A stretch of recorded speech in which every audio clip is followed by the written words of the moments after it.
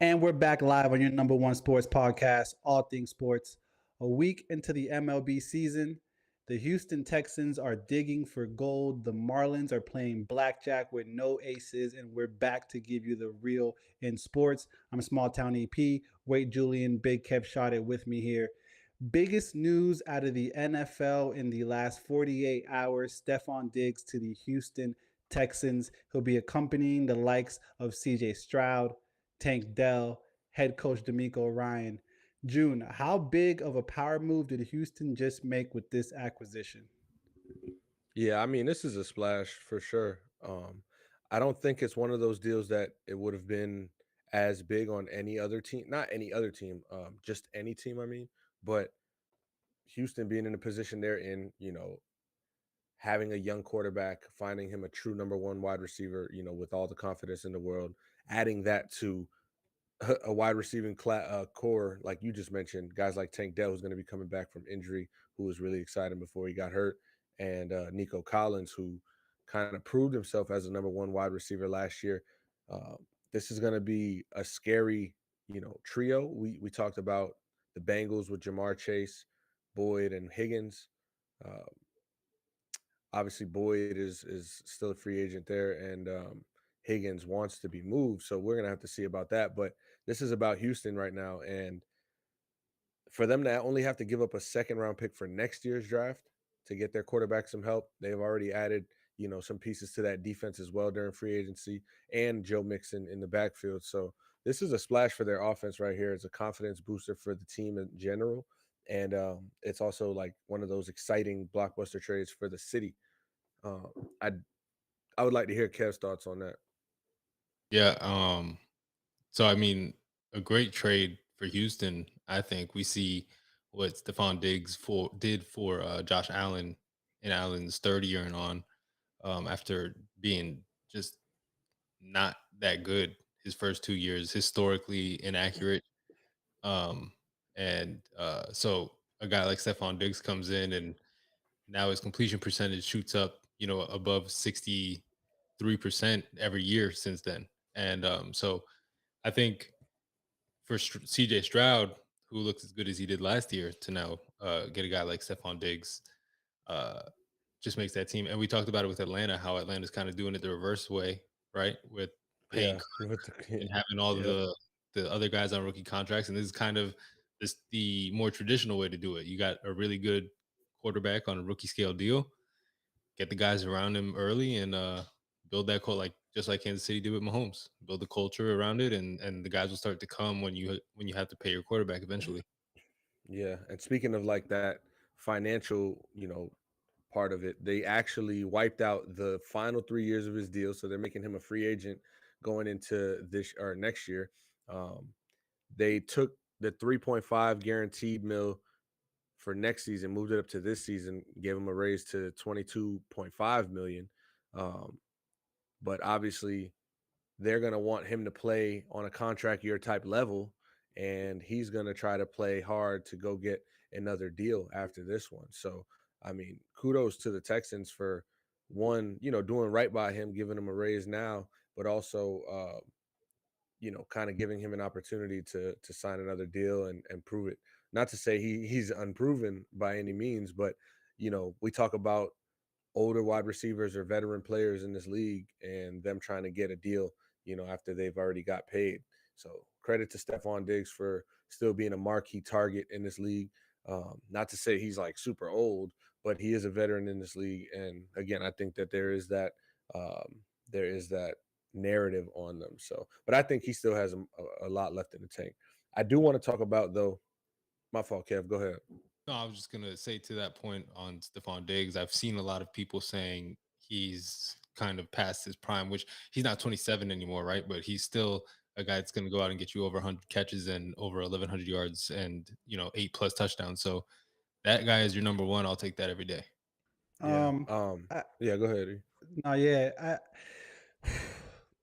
great. Obviously, great. Like you guys were saying, great move for CJ Stroud, and the rest of the wide receiver core. I mean, the Houston Texans as an organization, you build around CJ Stroud. This is definitely a piece where he should eat. He should definitely eat.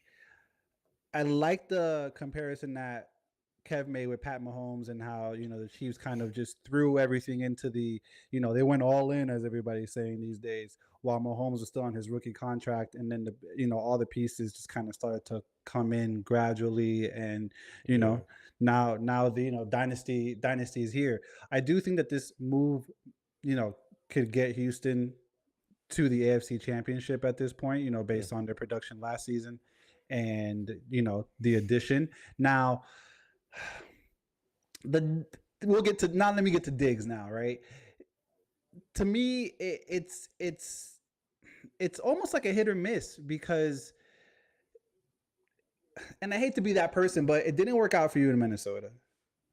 There was obviously, I think that this move proves that there was some type of, friction between Diggs, Josh Allen, and the Buffalo Bills organization. When the Bills went on that run last year, he wasn't touching the ball.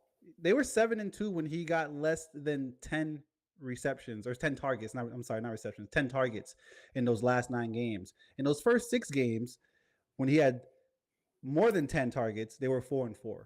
So the rift could have been something that was factual, something that the organization was seeing like, look, we get you the ball more, we don't win. We get you the ball less, we do win. Maybe we don't need you here anymore. Now I'd piggyback back to the didn't work for you in Minnesota, didn't work for you in Buffalo. If it doesn't work for you in Houston, the other, it wasn't Minnesota and it wasn't Buffalo at that point.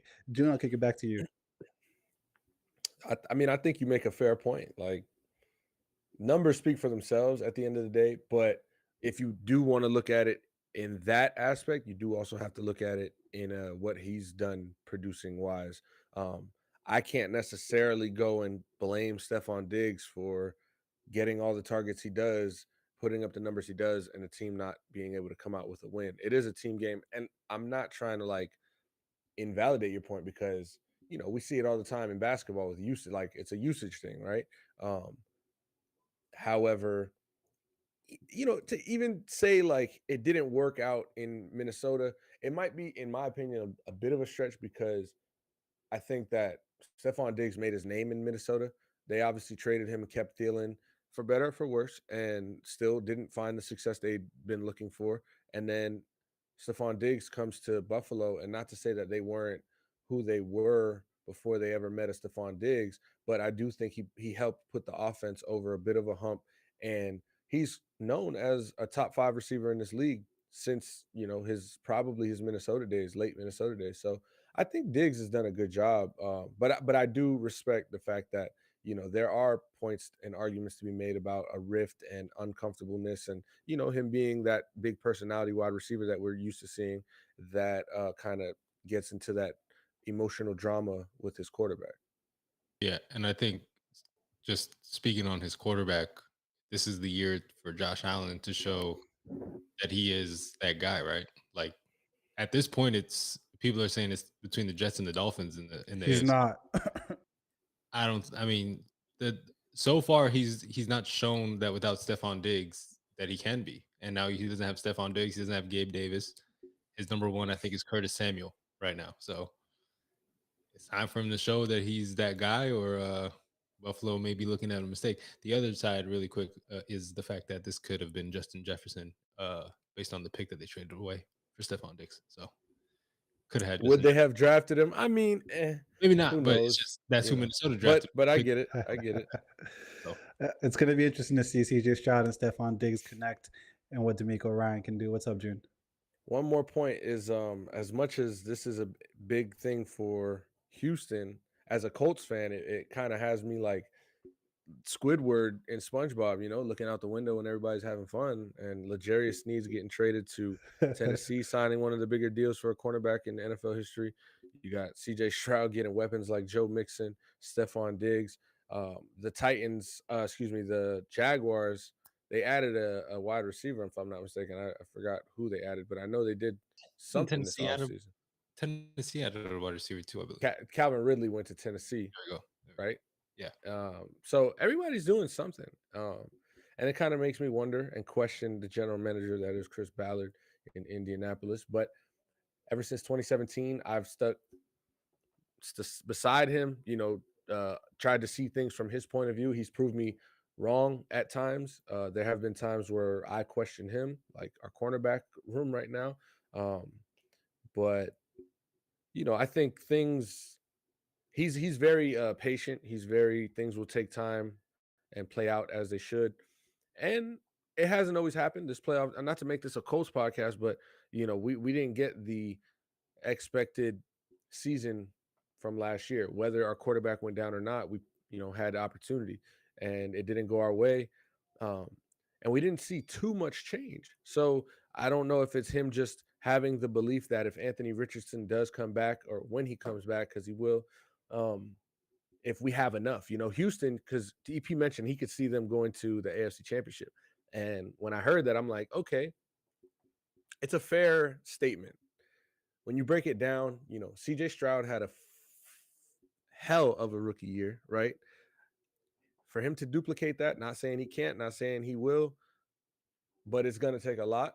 He has the pieces to do it. Um, they're trending in the right direction. However, their division has gotten better. Uh, and the Colts, in a game where they could have won in advance and went to the playoffs and sent Houston home with their backup quarterback, who was a Pro Bowler last year, shout out to Gardner Minshew. Um, Anthony Richardson, is 1-0 against those Texans. So it's a lot. It's a lot. It's a lot. And I'm very excited to see AFC South football this year. And I would love to see Indianapolis beat Jacksonville on the road. Like, please, God. Your team's got a thing for running it back. I think Heat. Colts and the Heat. Hey, I think Shane Steichen got you guys right where you guys need to be, June. I think you guys will be a-okay this year. A-okay. Gentlemen, we have made it to the final four. Heartbreak weekend, if I may. NC State will take on Purdue. Alabama will take on top ranked UConn. Purdue also a number one seed. Kev, which of the number one seeds is most likely to fall? Um, I mean, if you ask me which one is most likely, I would say Purdue, um, which is surprising because they've got NC State, but I just think we talked about it last time I was on. I think UConn has just looked like head and shoulders above everybody to this point. And I don't really see them as the defending champions slowing down at this point. They have been here. They know what the final goal is, and they know that getting to the final four is not enough. So I would expect UConn to come out and dominate Alabama.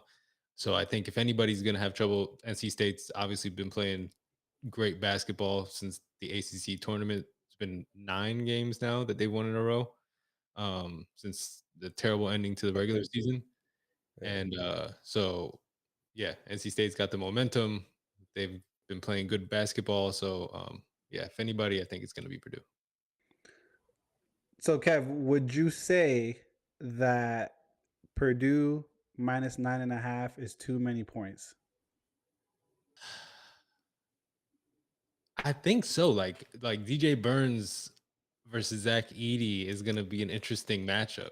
Like Edey has the height, but Burns is just not gonna you're not gonna be able to bully him. And if you can, then more power to you. But I think NC State can make this a scrappy game, and I think that they can cover. I don't think it's gonna be a double-digit game. June, what do you think?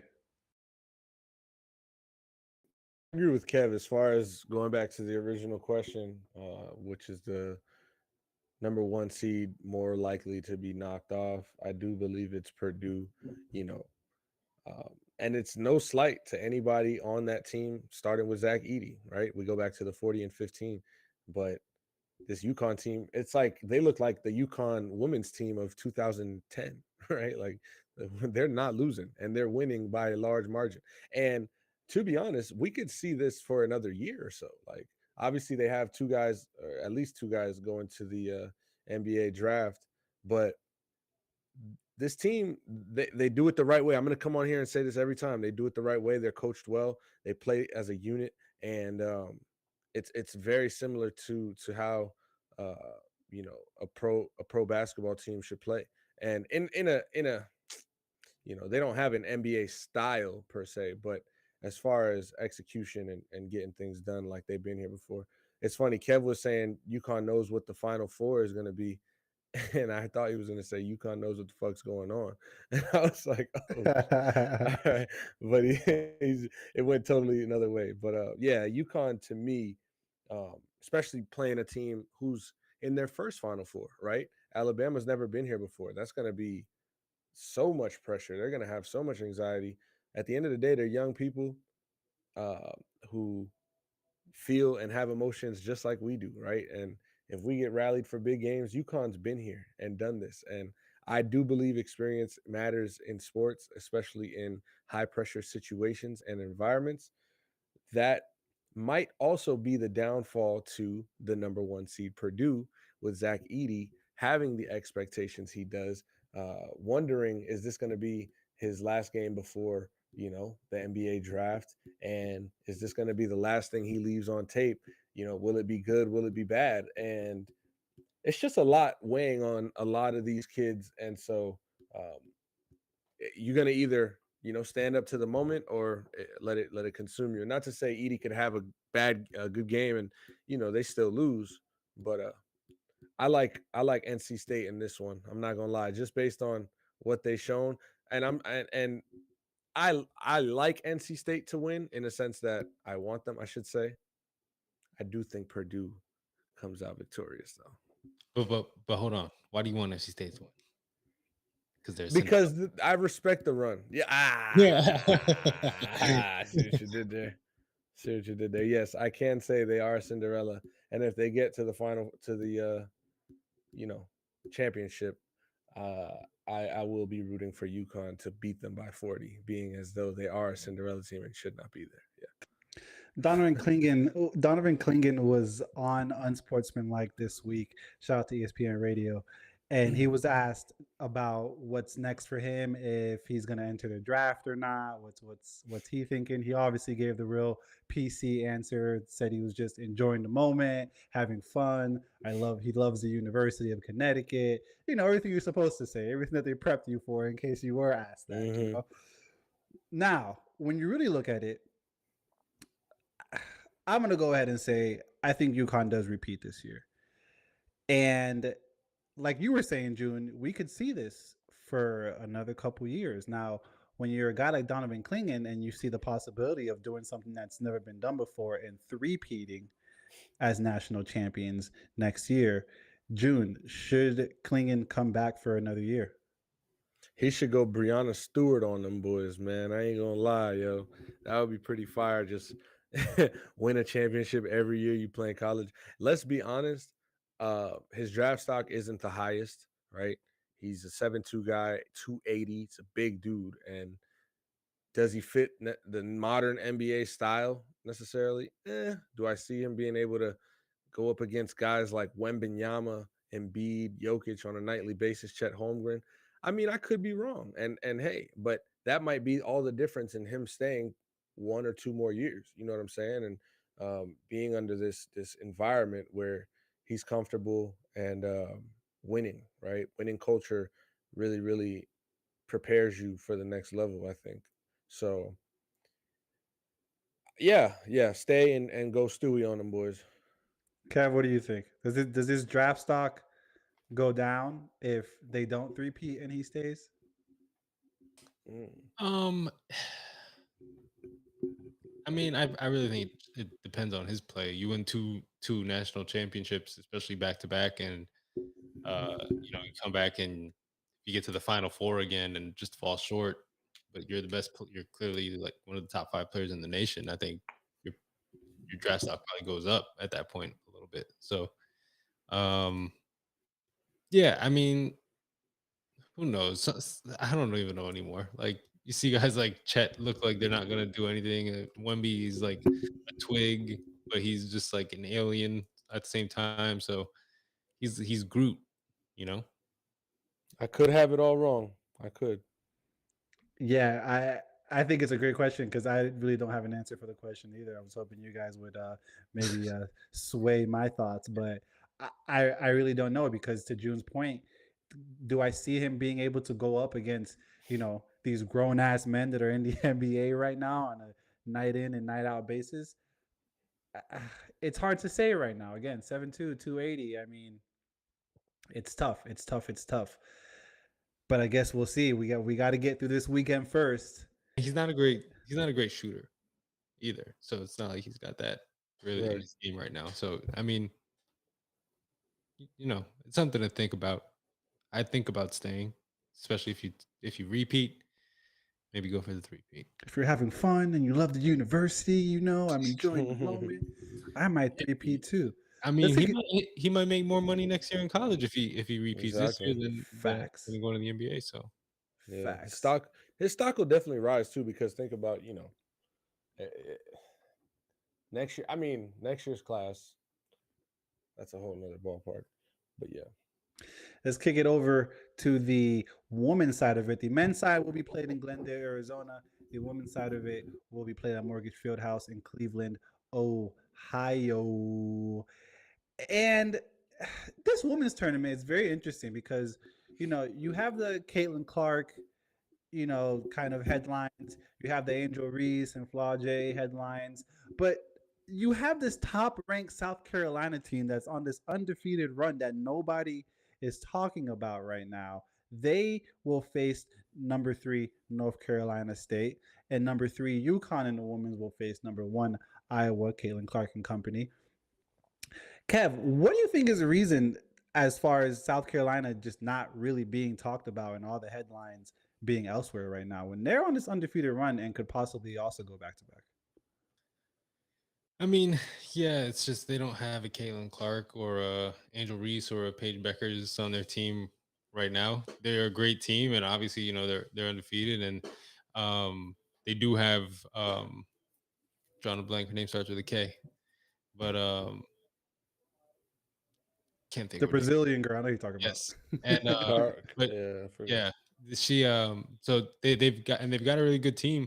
Obviously, 36-0, like that's nothing to just gloss over, but yeah, I just think Caitlin Clark and that Caitlin Clark Angel Reese game, and now you're getting Caitlin Clark versus Paige Beckers, and South Carolina hasn't really had that marquee game yet, and they've also just been blowing people out, kind of like UConn was on the men's side. So it hasn't really been a lot of competition, although they did almost give up a 17-point lead in their last game. So Yeah, and by the way, respectfully, Camila Cardoso. So I agree with Kev. It's like, what have we seen as far as women's basketball being talked about on our timelines, on our Instagrams, on ESPN? It's been how exciting it is, and how much star power we're getting with, shout out to Angel Reese, took a tough loss in the Elite Eight. Caitlin Clark played amazing basketball in the Elite Eight, and as which did Angel Reese. However, again, took that tough loss. Caitlin Clark willed the team to the win, and was unguardable at points of the game. And Paige Beckers, we talked about her and Juju going into that game while we were watching the game, or it was actually right before the game, because we were watching the Caitlin Clark Iowa versus the LSU, led by Angel Reese. But Paige Beckers went and showed out right in front of everybody. Did as we thought she would, and shout out to Juju. Juju had a good game as well, but I think Paige Beckers is really on a mission right now. She's really on a mission. Now, this is about South Carolina. Yeah, to Kev's point, it's been easy work. And not to say 36-0 is easy, but they make it look easy. And so, it's it's a little vanilla. It's hard to say that. I can't even say it straight up, because to think 36-0, coach of the year, Dawn Staley, shout out to her. Facts. It's just going right over our heads. But hey, when you got a person like Stephen Curry, when you got a person like Caitlin Clark, it's just too polarizing, right? And everybody's attention just shifts, and it's like, yeah, we know South Carolina's goddamn good. They've been goddamn good.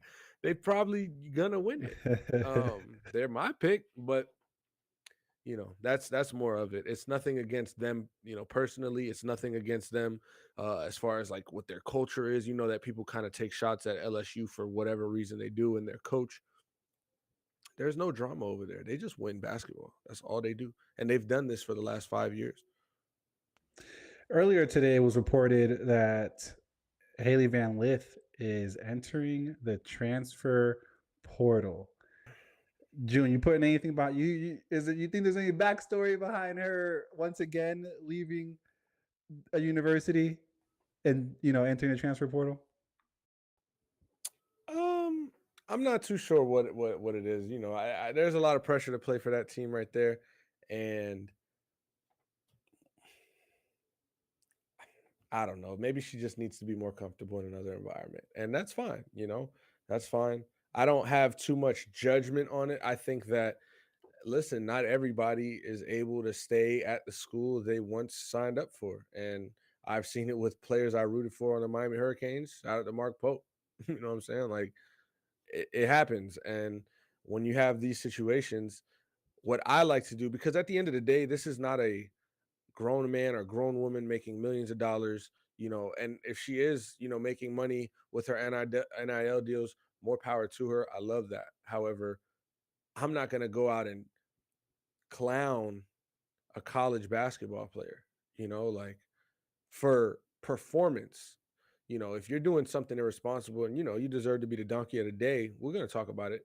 But a college 18, 19, 20, 21-year old that's not making money playing for a school, trying to find the best path to their successful career.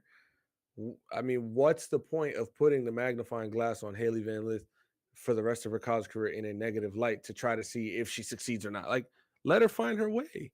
Like, she could be I'm saying, play all 4 years and finally find what I'm saying? So, um, we just, and it's much like to our point we were just talking about, bruh from UConn. You know what I'm saying? So to that same breath, why, his draft stock, what did I say? His draft stock could plummet. It could go down. I don't know that he's ready to guard Vit Wembanyama and guys like that. I didn't say, well, he's not good enough. Like he sucks. Like, no, it's not about that. These kids are trying to figure it out. And so, um, yeah, I think we should just let it play out. You know what I'm saying? Let Haley Van Lith find her groove. And she's a hooper. We know she could ball. It's not about Facts. her Facts. talent. She has talent, but there's a little more to, things, and politics are a thing. So hopefully she figures it out. And if she don't, she don't. And if she doesn't, she doesn't. I just thought it was a little interesting with Angel Reese It was. declaring for the draft, and then I'm thinking, oh, here it is. Haley Van Lith is about to, she's about to be the center. Spotlight is on you, and then transfer portal. Kev, you got any thoughts on it before we move on? Yeah, man, this NIL stuff is crazy. I mean, I feel like that's part of the reason now people just jump in the transfer portal. What can I get out of an NIL at another school? Maybe I can make more money there. So I don't know. That's to me. I mean, I don't know. Obviously, to me, that's probably a part of it, especially with as many people as we see going to a transfer portal now, year after year. So I think that has something to do with it, but also probably just looking for another opportunity to play elsewhere. Like there's a lot of expectations for this team this year, coming off the championship, and then adding Haley, and then obviously she's not playing as aggressively on offense as she was at Louisville, where she was the number one option. She was like the third option here. So that's tough when you're used to being a scorer and you don't have the ball. You have the ball in your hands a little bit, but not as much as you're used to, and not the freedom that you used to play with. So I'm sure that probably has something to do with it too, and probably didn't the way she played based on her expectations probably didn't go over well in Louisiana, and maybe she's just ready for her final year of eligibility to be elsewhere. The final boss, as they say. Whew. Like I said, man, we're a week into the MLB. The Yankees are on top of the ALE, 7 games into the season with a game on the Boston Red Sox. These teams won't see each other until June, twice in July, once in September. Kev, what should we expect from both of these teams between now and when they first meet in June? I mean, my hope is that it's more of the same. right? Because there's nothing better in baseball than when the Red Sox and Yankees are both good, and you can get a real rivalry out of it, which I feel like we haven't had since like Jason Varitek was playing baseball. So, still gives me nightmares on certain nights. right. So, and fucking Tim Wakefield's knuckleball. Ugh. Um, Facts. Rest in peace, Tim. yes, rest in peace. Um, so yeah, hopefully we get more of the same, just good baseball from both teams, and hopefully they can both be in one of those positions like they were back in the day, where it was just those two were the two in the American League. You knew it was going to come down to the who was better between the Red Sox and the Yankees. And I think that's when baseball is at its best. Definitely. The Red Sox 4-game win streak, Yankees 1-game win streak. June, what have you seen from the Sox in 5-2 in the last 7 games that you're really enjoying? I mean, first and foremost, I feel like it's night and day from last year. Just energy shift, like I think guys being more comfortable in what their role is, seeing what this team is and what it's going to be. Some veterans off the team now. It's a younger squad, high energy, but starts with Rafi Devers is playing pretty well. Jaron Duran has really surprised me. He had a 4-hit game in Oakland where we swept the A's, and we played the A's twice. We had 2 series versus the A's, so I'm sure that has to do with the hot start. And I'm going to give credit where it's due. I mean, if you're coming off of spring break and you're winning the games you're supposed to, hey, that's all we could ask. Nick Pivetta has started really good this season, so if he can continue, just his strong outs, we're going to be okay. Obviously, it's 7 games, right? We're not going to get in over our heads. We would like to see this on a consistent basis. I would like to revisit how the Red Sox are doing after 3 weeks of baseball. Or, we play a good 20 to 25 games, but all signs are pointing up right now as far as what we could look forward to and what this team could be. And the main thing I think that this team is going to be is like fun. Last year it was not fun to watch. It was a long, dreadful season where we understood what we were going to have once the season started. This season, we could be at the bottom of the AL East. We could be in the middle of it. I don't believe this team wins it. And, I'm not going to tell you they're going to be at the top of it. But if we see a competing Red Sox team, as Kev said, when the Red Sox are good, and the Yankees have been good, so that's not, their issue. They're holding up their end of the bargain. They've got later down the line issues in September, October time. But if the Red Sox can compete all through the summer, that's when baseball is really fun too. Get the Yankees and Red Sox. So credit to them, man. 5-2. Alex Cora's got them feeling good, and I'm proud to see what we've been able to do so far. Yeah, definitely playing the A's in the series does not hurt the record these days. I think a big thing for the Red Sox too is Trevor Story's back. So Trevor Story's playing good too. Facts. We'll take it over to the NL real quick and to a hometown team of ours. We may not be fans, but the Marlins are the only winless team in the MLB. They are 8 games into the season. They got an extra little kick to them. And they might have been down when they got kicked, for that matter. They did play St. Louis today, and we're winning after 5. And I know this because I had St. Louis first 5. And it was just in a little parlay, nothing crazy, because I'll tell you what, I also put a nice little chunk of change on the full game money line on St. Louis because the Marlins bullpen is terrible. Tell you what, in the 8th inning, they had 4 pitchers come in after their starter, and only one of them did not give up any runs. Wild. They did end up losing the game, cashing my full game money line ticket. Shout out to the Marlins. But like I said earlier, Sandy Alcantara is out. They got, I think, like 3 or 4 other people that are out. 2 of them are out for the season. Yeah, Yuri's out. Yep.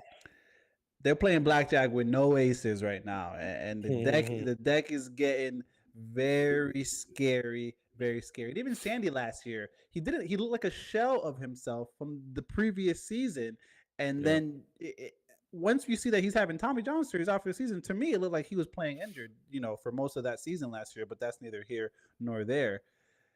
Kev, what do they need to do to right the ship to get their first win? I mean, or matter of fact, if you look at their schedule, when do they get their first win? Because they gotta get at least one. It's a 162 game season. I think they who's pitching tomorrow? Before I say this, because I just feel like tomorrow's the day. Yeah, I think they can get a win tomorrow. With Trevor Rogers on the mound. Their bullpen's terrible though. Like they've had a lead in I Yeah. think at least 5 of these 8 games. Mm-hmm. Like not just a lead early, like a lead past the 5th inning. I went to opening day, got there in the 6th inning because that place is a mess, and it was 5-2 Marlins, and they end up losing the game in extra innings. So like they put runs on the board early, and then the bats go quiet, and then they bring in the bullpen, and everything blows up. So what do they need to do? Probably sell the team again. Um, I've decided that I'm a Yankee fan, but I have the Marlins have a place in my heart. Me and my dad used to have season tickets and go all the time. Luis Castillo is my favorite baseball player probably ever. Shout out to Luis Castillo, I man. love Luis Castillo, and Juan Pierre Luis Castillo was Juan elite, Pierre was my first elite favorite 1-2, player. I'm not gonna hold you. the most elite 1-2 batting order Yeah, I've ever you're getting first seen. and second base off it. Just probably first and third, Yeah. just because of speed. But so the Marlins have a special place in my heart. The day that I have enough money, I'm buying the Marlins, and I'm treating them like a proper baseball team. Like they deserve. I think just to kind of go off Kev, um, they're not executing. It's not a thing of like they're not trying. There's like bad energy. I feel like they're trying, and they have leads in these games. They play well at points, but just can't seem to close out a game and stay the course. I was reading earlier up on some numbers, and I saw that they're hitting a 51% ground ball rate, right? And they're hitting 237 with runners in scoring position. And their walk to strike ratio is not anywhere near where they need to be, and that's that bullpen. But their starters aren't even, their starters aren't playing horrible or as bad as their bullpen, but they're not getting the production they would like from their starters. Now losing another starter today to, Tommy John, it's just like when it rains, it pours, and it's gonna pour more. I know it's spring, but in the summertime it really start to rain, so it's Facts. gonna pour more. But Skip Shoemaker in his second year, this is odd territory right here because there was a promising upside. This is the first team in MLB history to make the playoffs the previous year and then go 0 for 7 to start a season. Something's going to have to give, and a statement will be had to made. If they make this a 10-game stretch to start a season, what are we looking at? You know what I'm saying? Who's to blame here, and what's the big uproar, shakeup in the clubhouse? So I'm going to look and monitor this one closely, as they say. We're going to monitor this one, and we got to figure out what's going to change in Miami for them to be able to. Like they said that they're going to let the fans bring in flags and fucking horns and cowbells and shit. It's not helping. It's not helping. Oh man. Hey, and I do want to give a shout out to Jake Berger because he returned home today. He is a St. Louis, Bird. Missouri native. Saw the plate 4 times, was walked twice, and homered twice at his crib. How exciting that must have been for him. It And sucks how bad the Marlins are because he's been so good to start the season. consistent. Jazz Chisholm balled today. I was reading up on some stats earlier. His bunt ratio and percentage of success is 66%.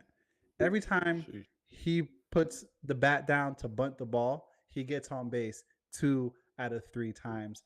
I mean, what else can you ask for? Shout out to Jazz Chisholm. I do want to give a very happy birthday shout out to Martin Perez, former Texas Ranger, world champion. Now he's over in Pittsburgh. Took care of business today against the Nationals. He did go 6.2 innings, let go 6 hits, 2 earned runs, 6 Ks, and a home run. I said it last week. Josiah Gray started for the Nationals, and he was still fadeable today. 4.1 innings, 7 hits, 6 earned runs, 3 Ks, 3 rocks. Just atrocious. Don't know what you're doing, Josiah Gray, but keep doing it because it's filling the pockets up. You heard? Very happy birthday to Martin Perez. One of my favorite left-hand pitchers. I'm not gonna lie to you. I very much so enjoy watching him pitch. You guys have any more MLB takes before we keep it going? Yeah, I wanted to shout out to the chat, my boy Tay. Shout out to Tay in the chat, man. We appreciate you showing love. Oakland, man. This Oakland A's, we spoke about them and them being a favorable matchup on your schedule. Whenever you see the A's, expect a win or a few or a sweep, get a broom. But this is about location. We know that they're moving to Las Vegas. We don't know when, but we know they're doing it, and it's going to be in a few years. You're right. This is what they want. The fans want it. The fans are boycotting their games right now, but continue, Jim. Yeah, it's pretty bad. Nah, you're good because they had, at points 3,000 to 4,000, 5,000 fans at a game in a coliseum. They are relocating to their AAA affiliate in Sacramento. This is a 14,000 attendance park that's including the standing area. They said that they had about 13,500 fans at opening day. So I guess that's the number they kind of were comfortable with. And I think as far as for a franchise to go from their pro stadium to their minor league stadium is just a whole craziness in one, because nasty work. The fact that things are being run the way they are and fans are feeling the way they do toward the organization and the front office and the ownership, it's sour, right? And nobody wants to see that.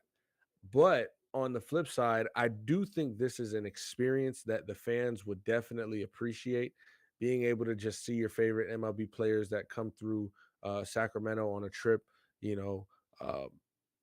As a baseball fan, I, within the next 4 years, wouldn't mind taking a trip to Sacramento, Bay Area, and not to say Sacramento's Bay Area, but I'm saying maybe stay in the Bay Area, visit Sacramento, and go to one of these minor league stadium games holding professional baseball teams. Like this seems pretty cool.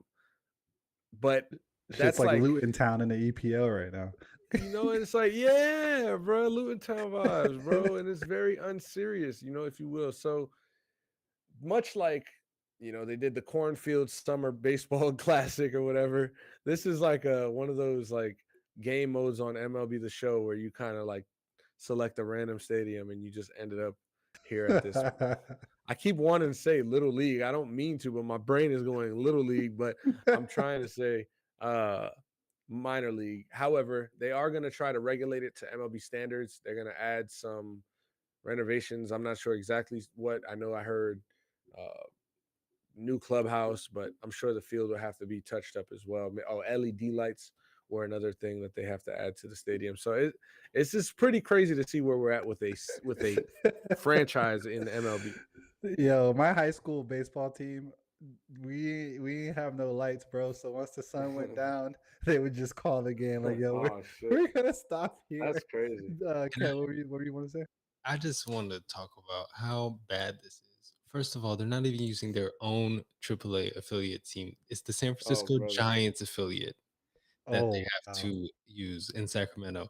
Second of all, what free agent is going to sign with are they the Oakland A's or are they the Sacramento A's? I don't even know. Like, what are we calling them? MLB team?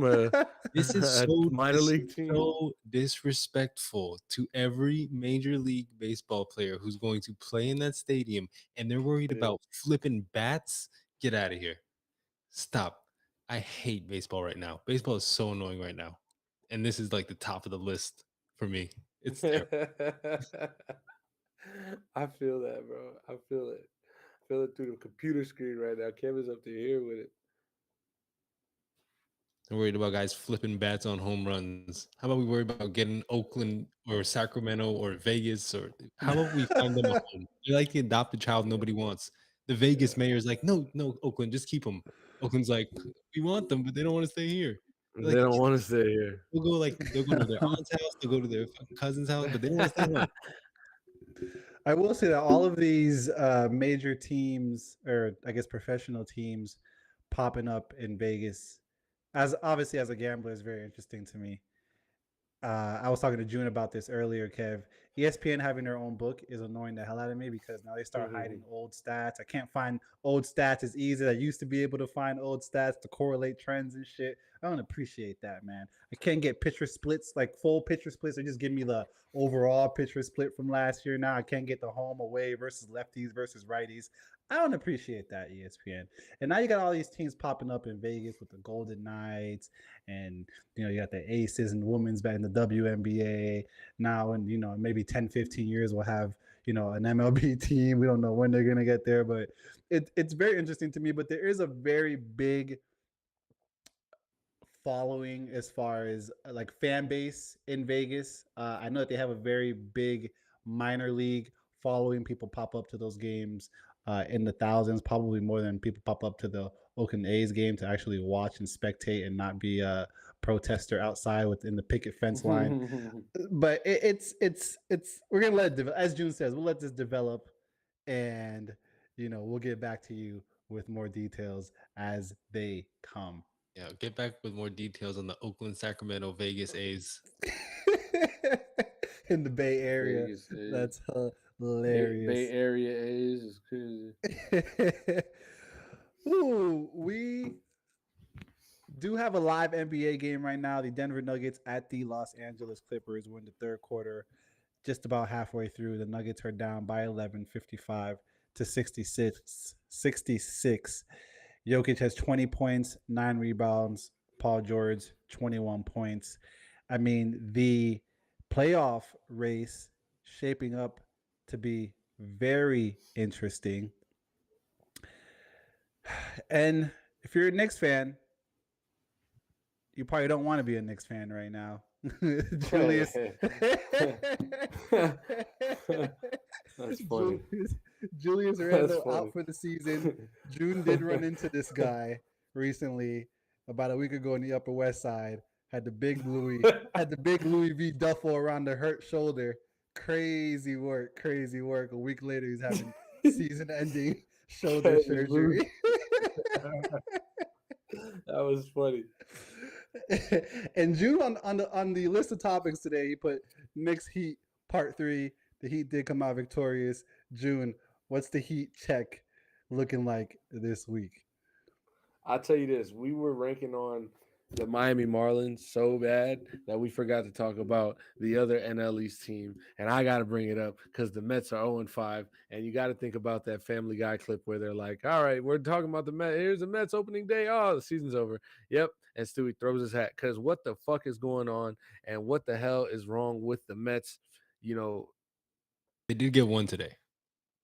They finally won today? Okay. Yeah, they won game 2. They were actually winning game 1. And I thought they were going to win game 1. I saw they lost game 1 in extras. So yeah, and then out of nowhere they lost game 1. Okay, well, guess what? The 1-5 Mets, excuse me, if that makes everything better, the 1-5 Mets still haven't found their stride. It's good to see they did get a win today, but yikes. All right, EP, I do want to catch back up, but couldn't let them off the hook. Can we go? I definitely had the Mets on my mind. Big hater vibes was going. You're good, bro. Knicks, I heard about Julius Randle. He's hurt. I know that he's out for the season. Catch me up one more time. What's going on? We're going to go into the Heat check. I just had to set it up. Okay. Knicks Heat Part 3. Yeah, we can start right there. Right. What a game! Shout out to Miami for putting on and winning a game you needed to win. Terry Rozier going on a tear actually in his previous 2 games to that New York game. He was having a lot of success, scored like 86 points in the last 3 games. Today we had Philadelphia on the schedule, not so friendly. Joel Embiid is back. Didn't make the biggest impact on this game. Tyrese Maxey just, man, if we can't guard a point guard, man, if and we, it was very promising to see the defense we played against Jalen Brunson. Um, the Knicks are in a position where they're clearly not all the way healthy. Jalen Brunson has to play all the minutes in the world and do 90% of the things for that offense to survive. And he's done a great job doing it. I think he got player of the month. Um, so we'll give him his credit. But did the Heat have him in jail? Did the Heat have him play a sloppy game? They did. And so I want to give credit there to Miami. But tonight, man, Tyrese Maxey, it was can't put our finger on. I think he has 30 points in the last 4 games or so versus Miami. Um, and that's before Terry got here. That's after Terry got here. That's with Hayward Highsmith stepping up and playing a great defense he's playing. Nobody can stop him. But that's also a credit to who Maxey is as a player, how he's grown in this league and has found his rhythm. Um, I think that Miami being in the 6th seed right now, I think we held our spot tonight with No, a loss. Oh no, we went down to 7. We got Pacers at 6, so we're back in the play-in hunt, and it's not where you want to be. You losing close games like this one versus Philly. I have to question Jimmy Butler and the lack of aggressiveness. Tonight specifically, because Terry Rozier outscored him and Bam together in that game versus the Knicks. And then in a game versus Philadelphia, where we felt like this was a bigger game in a sense, um, we couldn't call on him. Bam also really started this game poorly and had one of the worst first halves of his season so far. Um, he kind of woke things up. Third quarter, we rolled with 6 minutes and a half left. We were up, a good amount, 6 or so, and I don't know. We didn't score a bucket for like the last 8 or 9 minutes of the game, so it was a lot. And I'm not gonna hang my head on this one, but we got to figure things out. I think we're gonna have to beat Indiana in Indiana coming up on that schedule. We play the Rockets and the Pacers in a back to back. Rockets obviously playing hard basketball for their playoff hopes. They just lost tonight, so they're gonna be eager to try to get a win at home versus the Heat on Friday tomorrow, and then so they're actually on a back to back as well. So that'll be our advantage, and then we're gonna be on a back to back on the road, traveling from Houston to Indiana. And then we got, Atlanta, Dallas, and the Raptors twice. So hopefully, we can just find some guts, again. And as EP said, it's not no nobody probably wants to be a Knicks fan right now, but I'm damn proud to be a Heat fan right now. So Oh man, I love anytime that we can substitute the word crap into a team's name yeah, when they suck. I mean, I know you're a fan of Ovechkin, but the Capitals is one of my favorite ones. hey, hey, Kev, have some respect. I'll kick it over to Kev. What's your thoughts on the playoff outlook? uh, yeah, I mean, you got to win tonight. That's a game you had to have, especially with Philly right there behind you, and you don't want to end up in a situation where you got to play Embiid in the play-in now because they've been, he's been out and they've kind of fell back into that 8 spot. You don't want him to even more um, jump you for 7, and then you have to go play in Philly and play an Embiid and Maxi led team. So um, that 6 spot, I think, is where they want to be. And you're probably going to get Cleveland in that situation. And I love the Heat's chances against that Cavs team, especially with Donovan Mitchell probably playing a little bit hampered right now, at least how it seems since the All Star break. So, yeah, you had to win tonight. But more importantly, you've got to win next two. Like the Houston game, you've got to win just to set yourself up for that Indiana game, and that Indiana game is a must win. Like that's a game I would like to see Jimmy be a little bit more playoff Jimmy. And I say it every time. I'm not worried. The only time I'll get worried is if we get to the playoffs and I don't see that version of Jimmy Butler, then I don't know what's happening. Really, like that to me wouldn't. Then it would start to not make sense. This is to me he's coasting. But at what point do you flip the switch? And hopefully we see that from him. I have no reason to believe we won't. We've seen it for 3 out of the 4 years he's been here.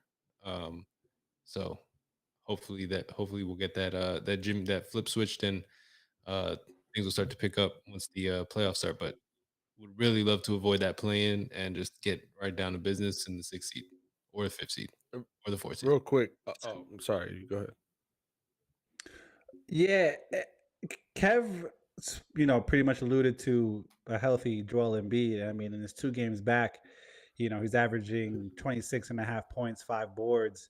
And the key to, great star players that down the road and towards the end of the season aren't able to be fully there and fully available. They say the best availability is, the best ability is availability is what they say.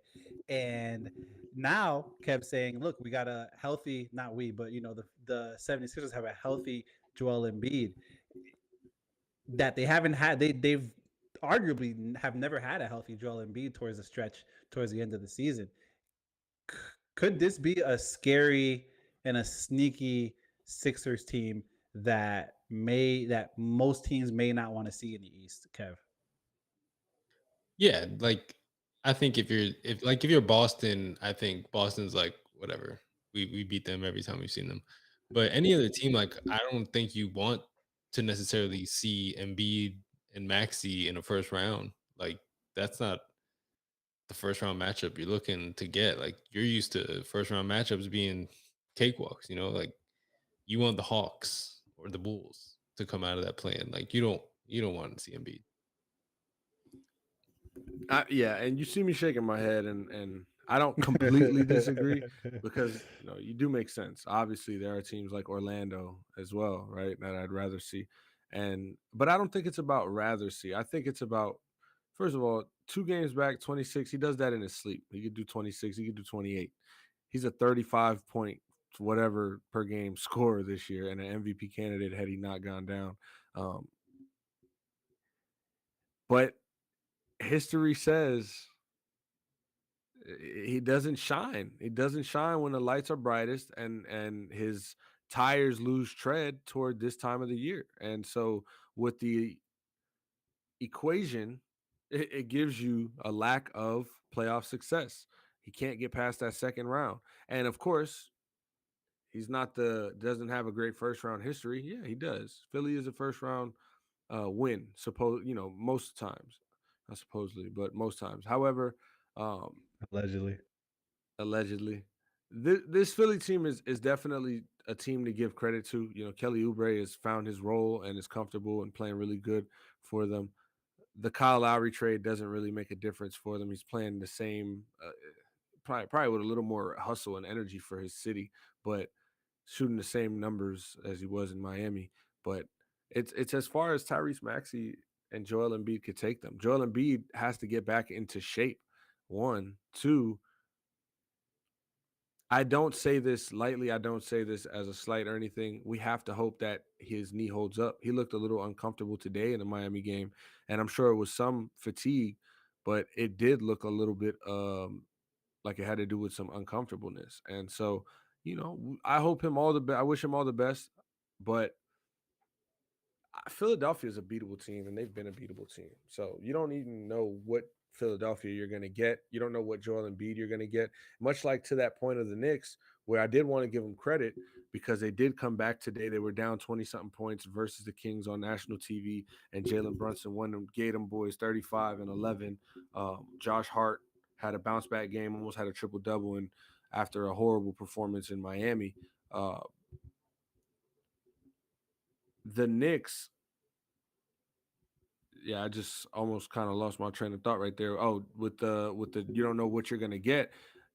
Julius Randle, like the news that he goes down is like some Knicks fans felt like the writing was on the wall. Some Knicks fans felt like they were heartbroken today and they didn't understand what was going on, why he didn't take surgery earlier and just come back for the playoffs. And there's a lot, but the history says, shout out to Mora, as she pointed out, 17 points a game on 34% shooting.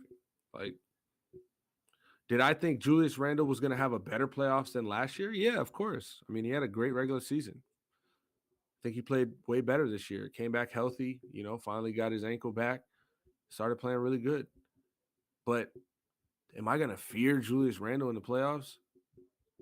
I would be a little confident that history has more of a chance to repeat itself than him coming back and becoming this TJ Warren in the bubble version of a playoff player.